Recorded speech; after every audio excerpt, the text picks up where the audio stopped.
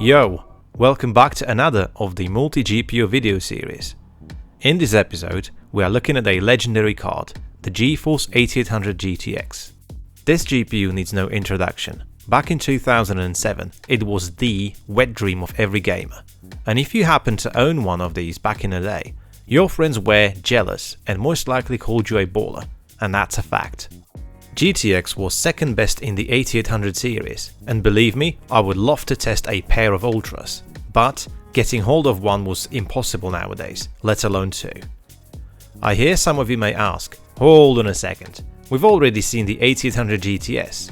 Well, why don't we quickly compare them side by side? At first sight, yeah, you're right, they look about the same on the outside.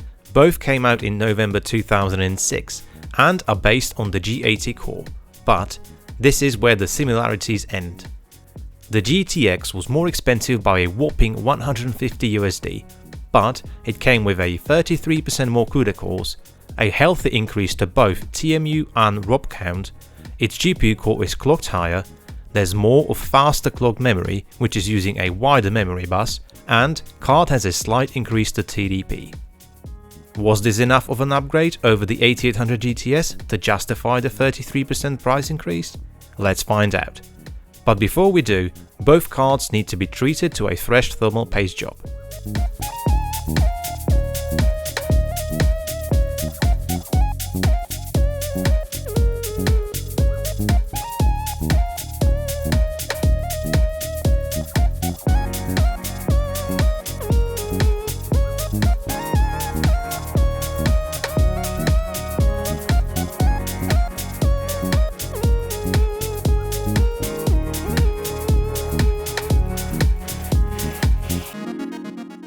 Ready? Okay then, the first glimpse of what to expect from a pair of GTX cards shows in 3D Mark TimeSpy. Great SLI scaling with over 6300 points. That is a huge 33% increase over the GTS and 41% more compared to two 3870s. Single card achieves nearly identical gains. Man, I love old GPUs. Next up, Heaven Bench. In the last video, 3870s won by a small margin. Not this time. Pair of GTXs shows no mercy and leads by 24% and 26% respectively. Single card configuration is up by 30%, which nearly matches the price increase. That begs the question, was the price increase actually justified? Well, I'll leave that one for you to answer. Alright, that's it for synthetic benchmarks, but I have to say, the performance difference between GTS and GTX cards is substantial. Let's move on to what matters the most, game performance.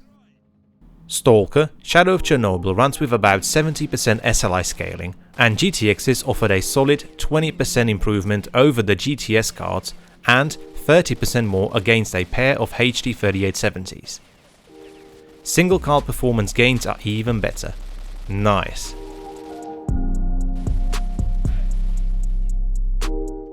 BIOSHOCK using maxed out settings ran nearly 90% scaling, and with 140 FPS on average, we see a mere 11% performance gain over Team Red and their 3870s. Shame about the poor 1% lows, otherwise AMD would deserve a moral victory. Compared to GTS cards, we see a slightly bigger gain of 21%. The single card performance gain is pretty much in line with SLI.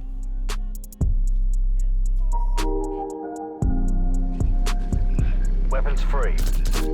Good night.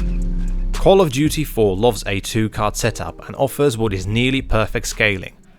Well, for as long as it is not the AMD cards that we talk about. 121 FPS on average means we are 16% faster than the GTS cards and a massive 50% faster when compared to HD 3870s. Single 8800 GTX is good for nearly 60 FPS, which is impressive, and follows performance uplift when using SLI. Next game tested was Fallout 3, and since we pretty much maxed it out with the GTS cards, I see no reason to continue testing this title going forwards. Limited by that 60 FPS cap, I only saw about 4% increase to average FPS, even though 1% low saw a decent uplift. single GTX card outperforms GTS by 23 and HD 3870 by a whopping 44%. Ouch. Yeah, let that sink in. Only in this country they let blind people drive. GTA 4 just continues to misbehave, and despite having $1,200 worth of GPUs on hand, we are struggling to maintain somewhat playable here. 88s are on par with Radeons when it comes to average FPS, but the 1% lows tell a different story, just 2.2. Finally, the single 8800 GTX takes the crown, but with under 4% performance advantage over AMD, crikey, one simply did not get the best value for their money in this game, did they? Up next, classic MAFIA 2 running medium preset. Pair of GTX cards pushed 64 FPS on average, literally matching the performance of 3870s in Crossfire. To me, this is the essence of all-time PC enthusiasm, cards battling it out, often neck and neck. Single 8800 GTX does outperform a HD 3870 by 10%, and the GTS falls behind by 27%. Of course, it would not be a proper SLI or Crossfire video unless it featured the most important title of all time, original Crysis. This game offers nearly perfect scaling, and with 100 FPS on average, a pair of GTX cards owns it. Radeons came second, and pair of GTS cards came last and almost 28% slower.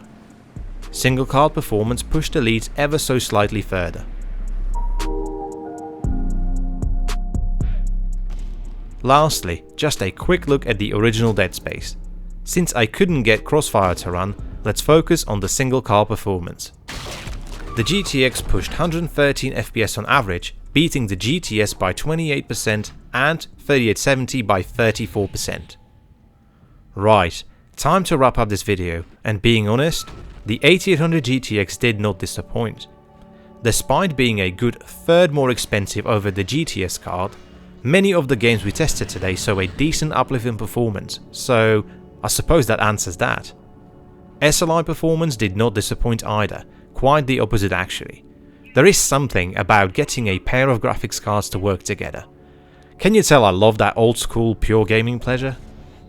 Back in the day, the rather steep pricing of a single, let alone two 8800 GTXs meant it was simply out of reach for many, but I think that was not necessarily a bad thing. I'm sure some of you bought, or perhaps still buy GPUs based on the games you play. Take a look at MAFIA 2 results. You would get the same performance for literally half the price. There you go, I hope you enjoyed this as much as I did. Have you ever owned a pair of 8800 GTXs? Let me know about your experience in the comments down below. Next time, I'll be back with Crossfire using terascale architecture, so be sure to let me know which games you would like to see testing. See you soon.